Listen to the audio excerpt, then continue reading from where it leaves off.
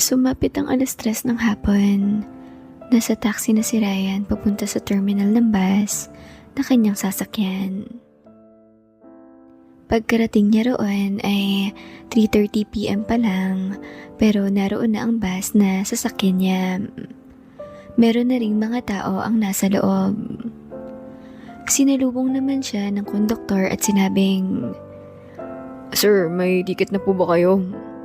"Oh, boss, ito po." Okay. Sige pala sir, ipasok na natin ng estribo yung box na dala mo para hindi na masikip sa pwesto mo. Okay, sige, salamat po. Sagot ni Ryan at hinayaan niya na ang konduktor na ipasok sa estrebo ang katamtamang laki ng box na dala niya.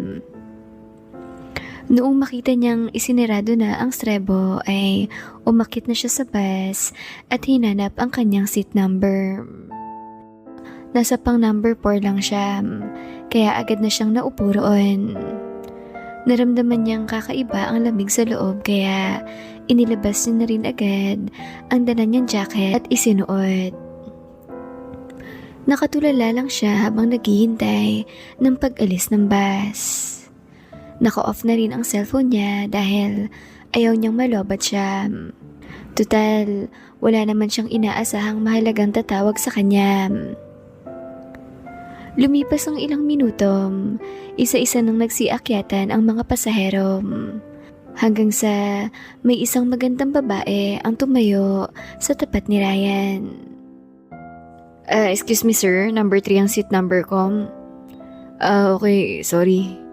Sagot pa ni Ryan at dali-daling umurong. Naroon kasi siya nakaupo sa bandang gitna ng dalawang upuan. Sa paraan ng mga tingin ng babae ay mataray iyon at may pagkasosyal. Tila ba maliit ang tingin noon kay Ryan, lalo at pangkaraniwang kupas na maong na pantalon lang ang suot ni Ryan. T-shirt na itim at hindi mamahaling rubber shoes. Wala rin siyang suot na kahit anong alahas. Kahit relo ay wala. At wala rin siyang hawak na cellphone. Kaya iisipin ng kahit sino na isa lang siyang mahirap na klase ng lalaki na bumabiyahe papauwi ng probinsya dahil hindi nakita ang swerte sa kamay nilaan. Noong makasakay na ang mga pasahero ay umalis na rin agad ang bus kahit wala pang 4:00. Kumpleto na rin naman ang mga pasaherong nakakuha ng advance ticket. Nagsimulang bumiyahe ang bus. Nakaupo ng tuwid si Ryan at ingat na hindi mapadiin sa bahagi noong babae dahil baka mapagbintangan siya ng kung anong hindi maganda. Makalipas lang ang mahigit 1 oras ay napansin niyang namumula na ang dalaga at hindi iyon mapakali. Hanggang sa maisip ni Ryan na mukhang nahihilo na ang dalaga dahil nakaamoy na siya ng white flower. Iyong sinisinghot na amoy mentol. Sa hindi katagalan ay nakita niyang tulog na ang dalaga. Pero may hawak iyong towel at nakatakip sa bibig. Ibinaling na lang ni Ryan ang tingin niya sa gilid ng daan habang tumatakbo ang sasakyan. Hanggang sa marinig niyang dumuduwal na ang dalaga.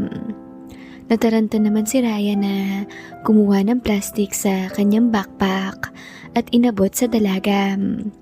At sakto lang na nailatag iyon at sumirit na ang suka ng dilag. At sa paraan na pagsuka noon ay parang nahihirapang magsuka. Kaya naawa na si Ryan. Tinatapik niya na ang likod para makasuka iyon ng maayos. Lumipas ang halos 5 minuto na napaputol-putol na pagsusuka ng dalaga ay doon pa lang iyon nakahinga ng maluwag. Itinali noon ang plastic na sinukahan. Tapos muli siyang binigyan ni Ryan ng panibagong plastic para doon ilagay iyong unang plastic na may suka. Nagpasalamat naman ang dalaga sa tulong na ginawa ni Ryan.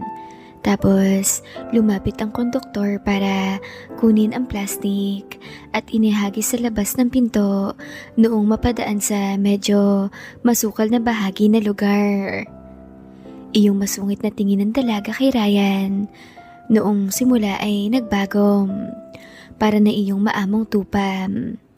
Sabi ni Ryan, Kamusta ng pakiramdam mo? "Medyo magaan na kuya. Salamat sa tulong mo at sa plastic. Bakit nga pala marami kang dalang plastic labo?" Sabi naman ni Ryan. Ako rin kasi ay mahihilin sa biyahe. Inihanda ko yun para kung sakaling masuka ako ay hindi ako magkakalat sa bus. Hala, sorry nagamit ko ng plastic na baon mo. Ayos lang, isang pack na bagong plastic ang dala ko. 50 pieces yata ang laman nun.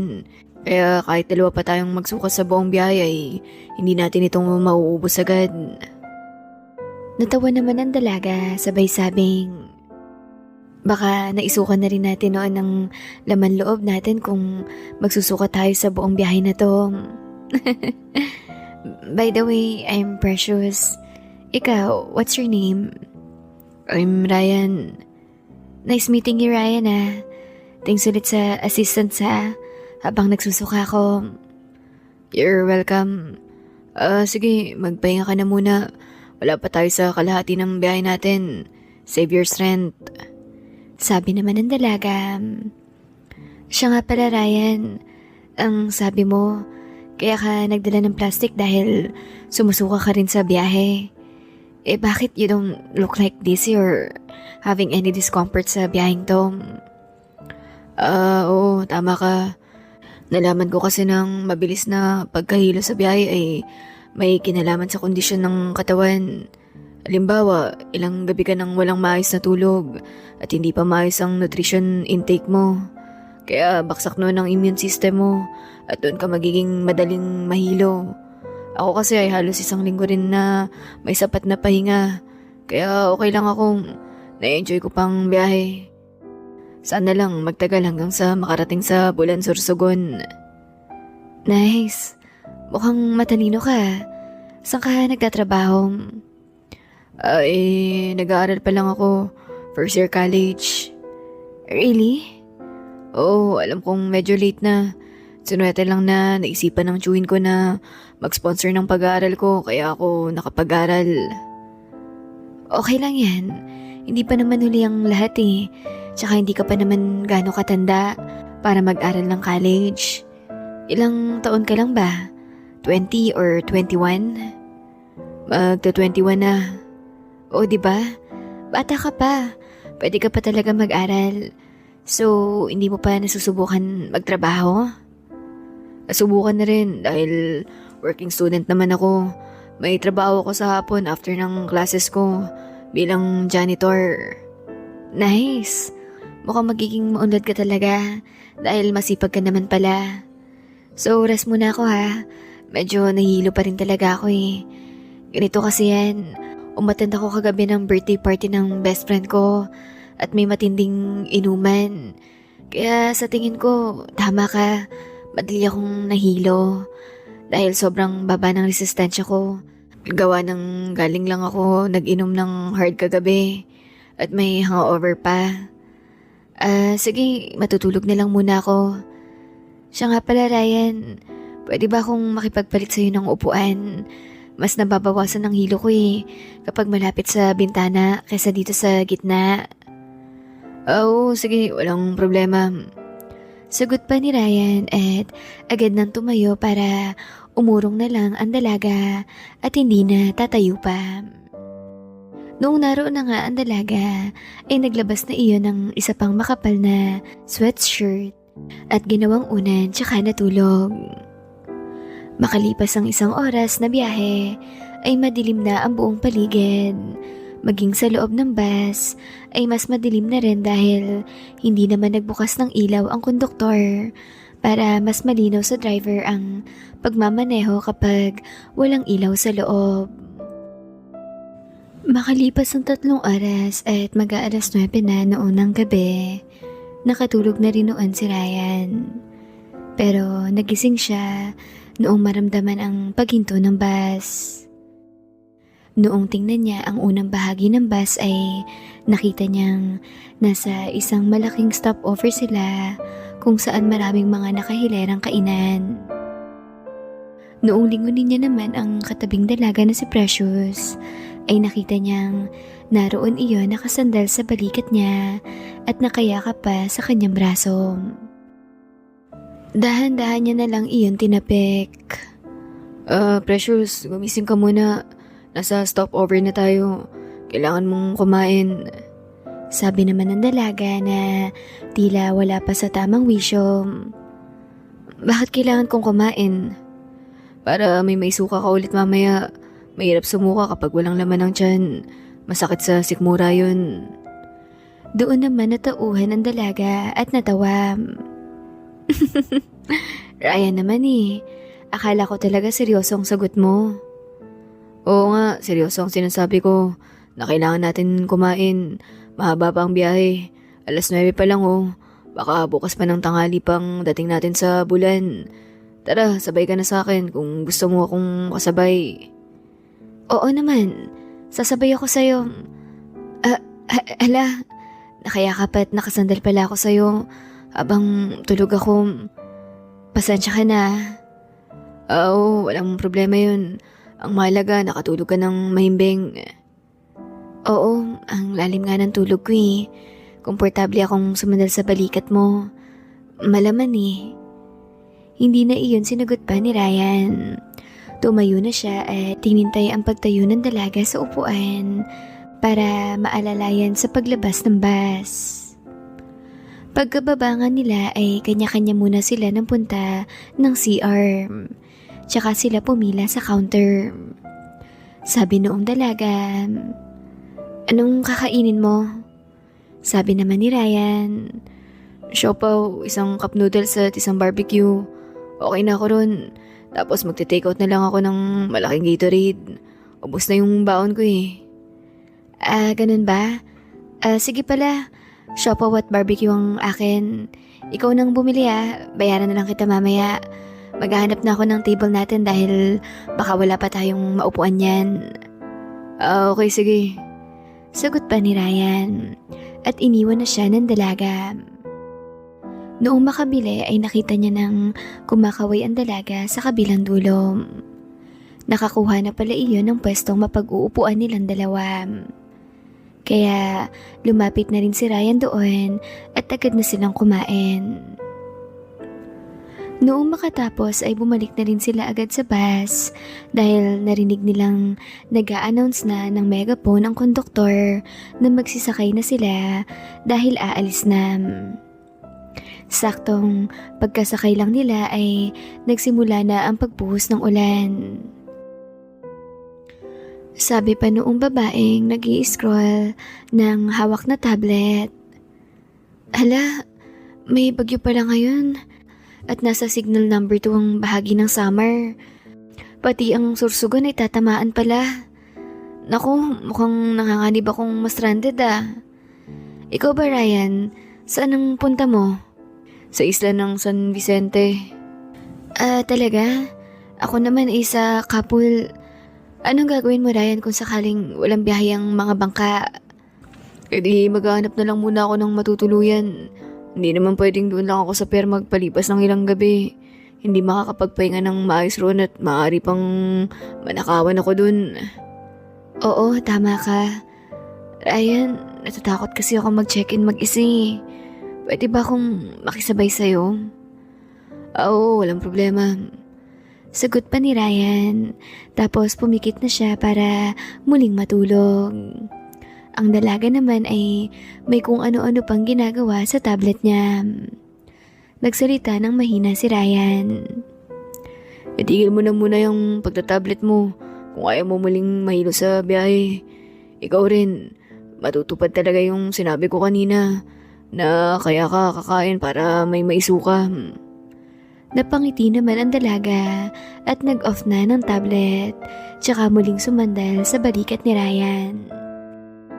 Napangiti na lang si Ryan dahil mukhang komportable na talaga sa kanya ang dalaga. Dahil sumasandal na ng kusa sa balikat niya, hindi man lang nagpapaalam pa. Sumapit ang 3:00 ng madaling araw. Muling nag-stop over ang bus. Binulungan ni Ryan ang dalaga. Precious, may stopover na ulit. Ano, hindi ka na ba bababa para umihi? Sabi naman noon ng pabulong. Hindi na, Ryan. Hindi naman ako naiihi eh. Okay, sige. Maiwan na muna kita rito. Gusto kong kumain eh. Kahit light snacks lang. Tumango ang dalaga tapos dahan-dahan nang inilapag ni Ryan ang ulo ng dalaga sa kabilang bahagi at nilagyan ng makapal na jacket para magsilbing una noon. Pagkababa ni Ryan ay naramdaman niya agad ang napakalamig na hampas ng hangin na may kasamang maliit na ambon. Narinig niya pa sa nag-uusap na mga pasahero na wala na nga raw biyahe ng mga bangka sa mga pier dahil sa sobrang laki ng mga alon gawa ng bagyong paparating. Napasabi na lang si Ryan. Naku, sigurado na talagang pagka-stranded ko nito. Bulong niya sa sarili at dumiretso na sa banyo para magbawas ng tubig sa katawan. Noong makatapos ay dumiretso na siya sa loob at bumili na ng nakatimplang kape at isang burger.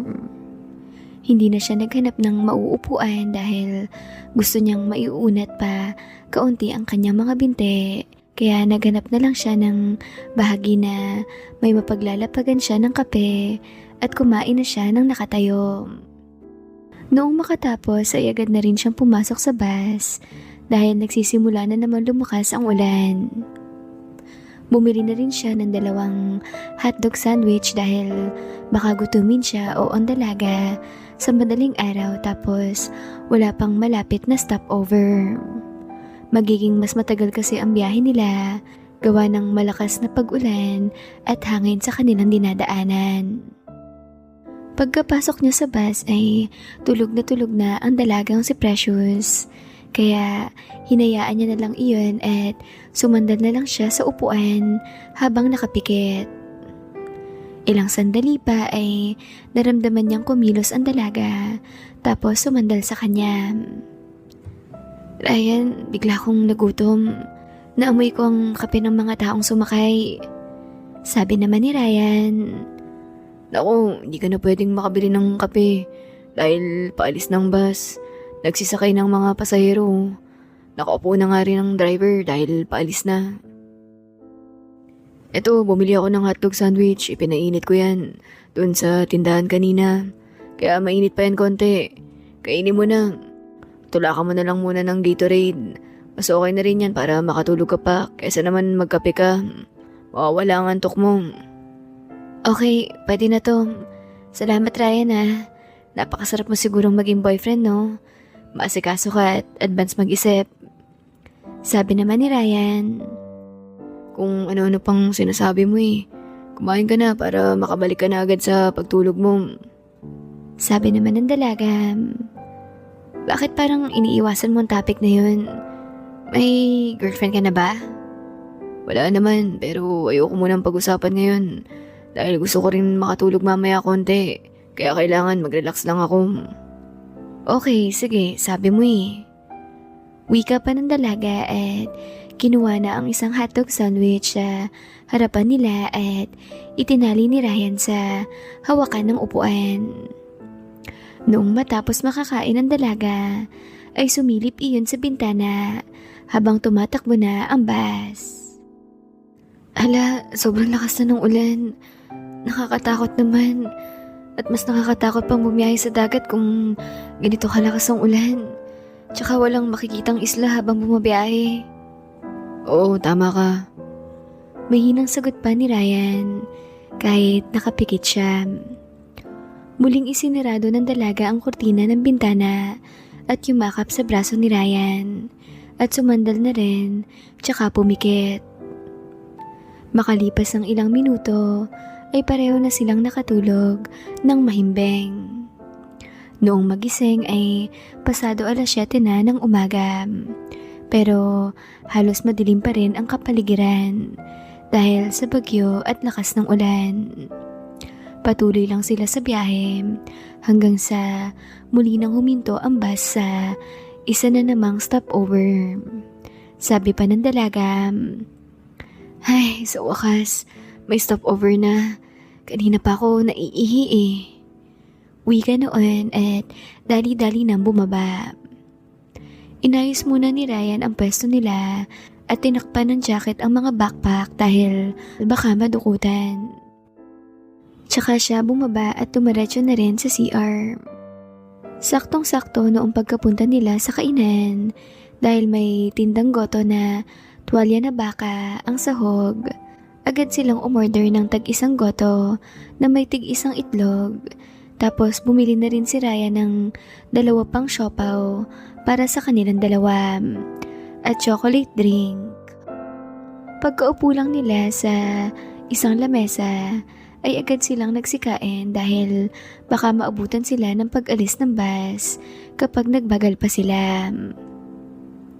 Noong makatapos silang kumain, ay doon na sila tumayo malapit sa bus habang hinihintay ang pag-announce ng konduktor na aalis na. Sabi pa ng dalaga, "Ang swerte ko naman sa biyahe na to. Ikaw ang nakasabay at nakatabi ko, Ryan. Paano na lang kaya ako kung hindi ikaw ang katabi ko? Kahit nga alam kong mai-stranded ako ay hindi na ako nag-aalala kasi nariyan ka. Pakiramdam ko para akong may isang kasamang boyfriend na matagal ko ng karelasyon. Napaka-ideal boyfriend mo kasi dahil maasikaso ka sa lahat ng bagay. So, bakit wala ka pang girlfriend, Ryan?" Tanong pa ng dalaga habang nakakapit iyon sa braso ni Ryan dahil giniginaw. Sabi naman ni Ryan, Kasi nga, gaya ng nasabi ko na sa'yo na pinapaaral lang ako ng tsuhin ko. Ang sabi niya na kapag inuna ko ang pagkakaroon ng girlfriend ay ititigil niya ng pag-aaral sa akin. Tsaka kahit ako rin mismo, ayoko pang magka-girlfriend agad abang wala pa akong natatapos na career. Dahil paano kung nahulog talaga ako ng tuluyan sa pag-ibig? Baka hindi na ako makatapos nun sa pag-aaral. Tara na sa taas. Nagsisimula na naman bumuhos ang ulan. Mababasa na tayo sa pag-akit mamaya kung mamaya pa tayo sasakay at makikipagsabayan sa iba pang mga pasahero. Nagsisakay na nga silang dalawa at doon na sila nagpatuloy sa pagkukwentuhan. Ilang mahabang oras din ang lumipas ay nakarating na sila sa terminal na kanilang destinasyon. Sabi pa ni Ryan, Anong plano mo? Pupunta muna ba tayo sa pier para siguraduhin wala talagang biyahe ng bangka? Sabi naman ng dalaga, "Huwag na, Ryan. Kahit naman may bumiyahing bangka ay hindi pa rin ako sasakay. Napakadelikado nun lalo at mamayang hapon ng dating ng bagyo sa bahaging ito. Ayokong maging hapunan ng mga pating, no? Sa pribadong gusali na lang tayo dumiretso. Tapos sa isang kwarto na lang tayo. Natatakot rin ako magstay sa ganun na mag-isa eh. Ayos lang ba sa'yo?" Oo, wala namang problema sa akin. Sagot pa ni Ryan.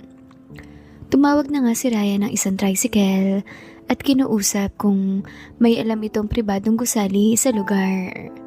Sabi naman ng driver na meron daw. Kaya agad nang sumakay si Ryan at Precious at doon na sila nagpahatid sa pribadong silid. Pagkarating roon ay nagulat si Ryan noong sabihin ng dalaga, "Ryan, ako na magbabayad dito ah. Para naman makabawi ako sa'yo konti. Dami ko ng utang sa'yo sa biyaheng to eh." Sige, gusto mo yan eh. Sagot naman ni Ryan at hinayaan na ang dalaga na mag-book ng kanilang silid na tutuluyan. Noong matapos na ang transaction ay dumiretso na sila sa 3rd floor. Mababa lang ang gusaling iyon hanggang 4th floor lang. Pagkapasok nila sa silid ay agad nagpaalam ang dalaga na siya na nga raw muna ang mauunang maligo. Tumango lang si Ryan at nag-on na lang muna ng TV para makapakinig ng balita tungkol sa kalagayan ng panahon sa lugar.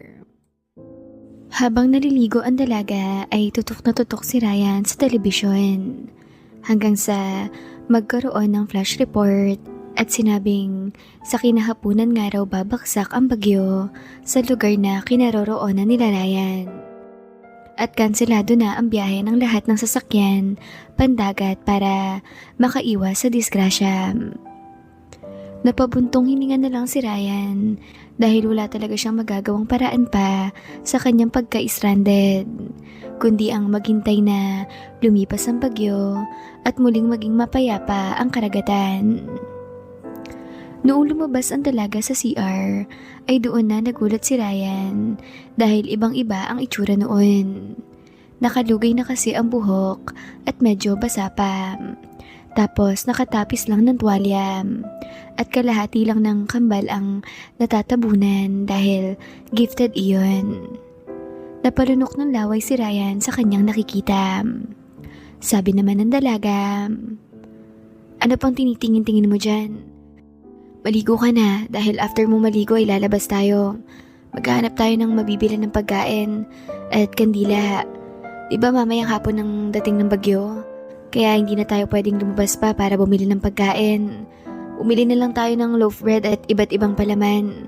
Tapos drinks at kandila. Hindi tayo sigurado kung may generator ang gusaling to." Oo, sige. Tila nauutal na sagot pa ni Ryan dahil naroon siya nakatitig sa ibang bahagi ng dalaga. Mukhang nahalata rin iyon ng dalaga, pero imbis na punahin pa ay ngumiti na lang dahil natutuwa siyang malaman na mukhang nabibighani sa kanya si Ryan. Matapos makaligo ni Ryan ay lumabas na siya ng banyo ng naka-shorts at wala pang pang-itaas na damit. Lumapit siya sa bahagi ng bintana dahil may bintana naman ang mga kwarto sa gusaling iyon na nakatapat sa kalsada. Tinitingnan niya ang mga dumadaang sasakyan habang nagpupunas ng buhok. Nang maramdaman niyang nasa likuran niya ang dalaga, dahan-dahan siyang lumingon. Nakita niyang nakangiti ang dalaga sa kanya at tinitingnan ang kabuuan ng katawan niya. Sabi niya pa, Anong meron? Titig na titig ka sa akin. Wala lang. Naisip ko lang na napaka-hot mo pala. Sayang ang pagiging makisig mo kung wala man lang babaeng nakakaangkin yan. Ayos lang ba kung tikman ko? Promise, walang pananagutan at no string attached after. Wika ng dalaga habang nakatitig sa mga mata ni Ryan. Hindi sumagot si Ryan, pero bahagyang nakangiti ang kanyang muka. Hindi na rin naghintay pa ng sagot ang dalaga. Kusa na lang iyon lumapit at dahan-dahang tinawid ang kanilang distansya. Alam na ni Ryan ang gusto ng dilag, kaya pasimple niyang hinila papasara ang kortina ng glass window para hindi sila makita sa labas. At tinugunan na ang trabahong inilalambing sa kanya ng dalaga. Noong makatapos ay makikita ang kasiyahan sa mukha ng dalaga. Sabi pa ni Ryan, Ano, hindi pa ba tayo bibili ng pagkain? Sabi naman noon, "Pagpahingayin mo muna ako kahit 15 minutes lang, no? Sa tingin ko kasi hindi ko kayang tumayo. Grabe ka, ang solid mo." Sabi naman ni Ryan, Okay sige, magbibihis na ako at maghahanap na ng mapapanood sa TV. Wala akong maisip na gagawin sa kwartong to eh. Boring kung matutulog lang buong araw. Sabi naman ng dilag, "Pwede mo naman akong asikasuhin habang narito tayo. Wala tayong ibang gagawin kundi ang kumain, magkwentuhan, at ang bagay na yun." Sabi naman ni Ryan, Baka rin eh. Kapon mo lang ako nakilala tapos ganito ka na agad. Ibang uri ng lalaki ka rin kasi. Deserve mo ang ganitong treatment. May pagkikare ka sa iba at napaka maasikaso. Kaya gumaganti lang ako sa ginawa mong kabutihan sa akin sa paraang kaya ko. Kaya huwag ka nang magreklamo. Basta habang narito tayo, naka-stranded ay pangsamantala kang sa akin at wala akong balak magsayang ng pagkakataon sa'yo. Wika ng dilag na nakangiti, kaya napailing-iling na lang din si Ryan habang nakangiti. Hindi rin naman kasi maitatanggi na naakit rin siya sa dalagang iyon dahil maganda iyon, matangkad at gifted. Mukha iyong chinita na hindi nalalayo sa itsura ni Tiara. Kaya naman, alam niyang mag-i-enjoy rin siya sa dalagang iyon. Kahit pa isang linggo siyang ma-stranded sa lugar na iyon. Ayun my loves, awat muna tayo saglit ha. Masarap palang ma-stranded sa isang lugar dahil sa bagyo, lalo kung may ganitong kagandang dalaga kang makakasabay sa biyahe at sa paghihintay na humupa ang bagyong. Kagaya nila Ryan, habang binabagyo sa labas ay may sariling bagyo rin silang inaasikaso sa loob ng silid. Samahan niyo ako sa karugtong nito my loves ha. My loves, ikaw ba ay nakasubscribe na? Baka hindi pa rin ha. Baka naman pwede mo nang pindutin ng subscribe button ngayon ha. Para naman mas maging matibay pa ang ating samahan, di ba? Salamat, my loves. My loves, pwede mo rin akong makachat kapag bored ka at nilalamig. Chat mo lang ako sa Facebook page natin na Miss Fujiko Diaries para makausap rin